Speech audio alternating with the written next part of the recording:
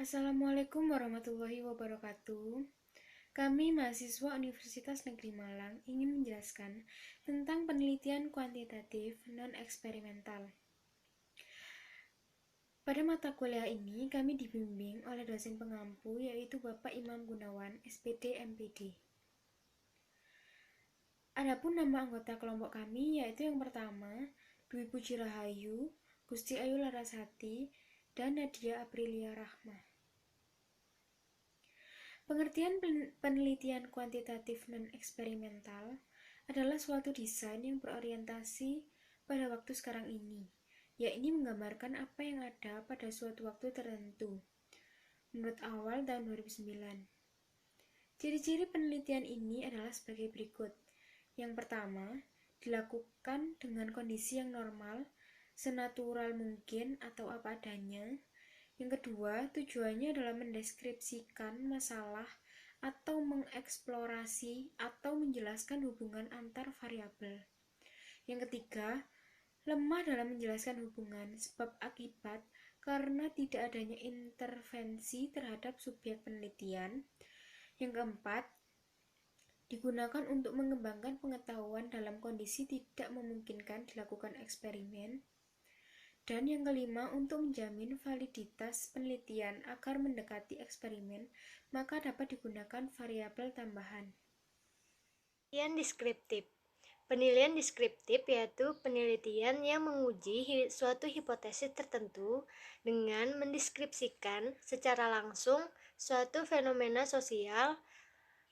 Penelitian ini dimaksudkan untuk mengangkat suatu kejadian yang terjadi di masa sekarang dan dapat dideskripsikan dengan sebagaimana adanya.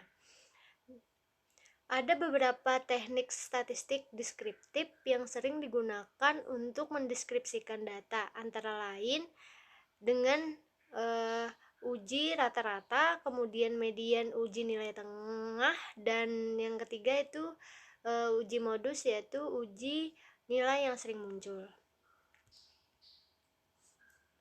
Kemudian jenis penelitian deskriptif itu terbagi menjadi dua, yaitu yang pertama ada longitudinal dan yang kedua ada cross-sectional. Penelitian longitudinal yaitu penelitian sepanjang waktu, yaitu penelitian yang meneliti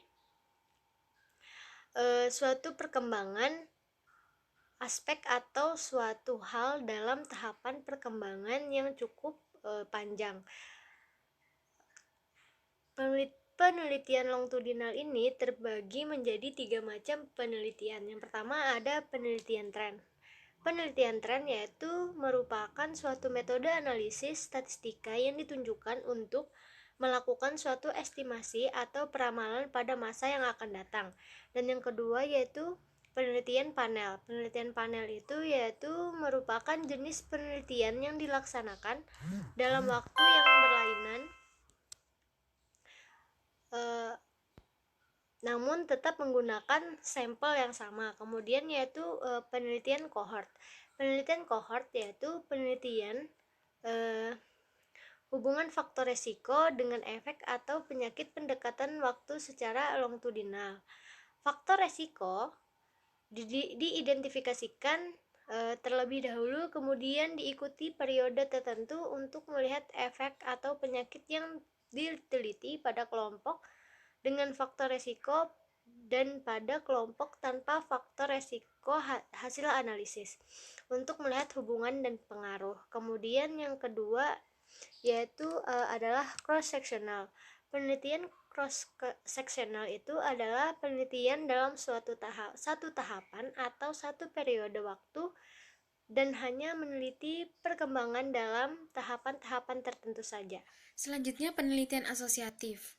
Penelitian asosiatif merupakan penelitian yang bertujuan untuk mengetahui hubungan antara dua variabel atau lebih, di mana hubungan antar variabel dalam penelitian akan dianalisis dengan menggunakan ukuran-ukuran statistik yang relevan atas data tersebut untuk menguji hipotesis. Selanjutnya adalah penelitian kausal komparatif. Kausal komparatif adalah suatu penelitian yang bersifat membandingkan. Tujuan dari penelitian kausal komparatif adalah untuk menyelidiki kemungkinan adanya hubungan sebab akibat yang ada dan mencari kembali faktor yang mungkin menjadi penyebab melalui data tertentu. Penelitian kausal komparatif bersifat ex post facto. Artinya di sini data dikumpulkan setelah semua kejadian yang dipersoalkan berlangsung ataupun telah berlalu. Selanjutnya adalah jenis penelitian kausal komparatif. Terbagi menjadi dua, yaitu penelitian kohort dan juga penelitian kasus kontrol atau case control. Pendekatan yang dipakai pada desain penelitian kohort adalah pendekatan waktu secara longitudinal.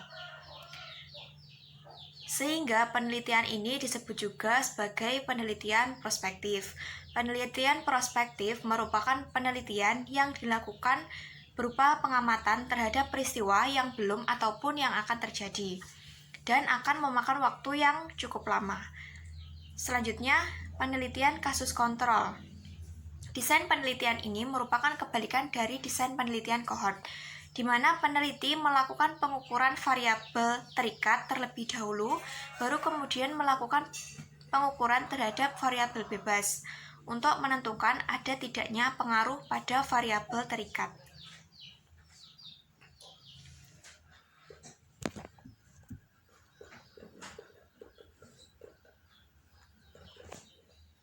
Kesimpulan, penelitian non-eksperimental adalah suatu desain yang berorientasi pada waktu sekarang ini, yakni menggambarkan apa yang ada pada suatu waktu tertentu.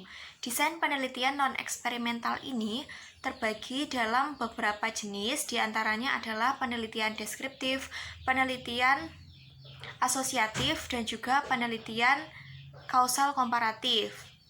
Fokus dari penelitian deskriptif adalah menggambarkan, penelitian asosiatif untuk menghubungkan, dan penelitian kausal komparatif untuk mencari hubungan sebab akibat. Mungkin sekian yang dapat kelompok kami sampaikan. Apabila ada salah kata, kami mohon maaf. Wassalamualaikum warahmatullahi wabarakatuh.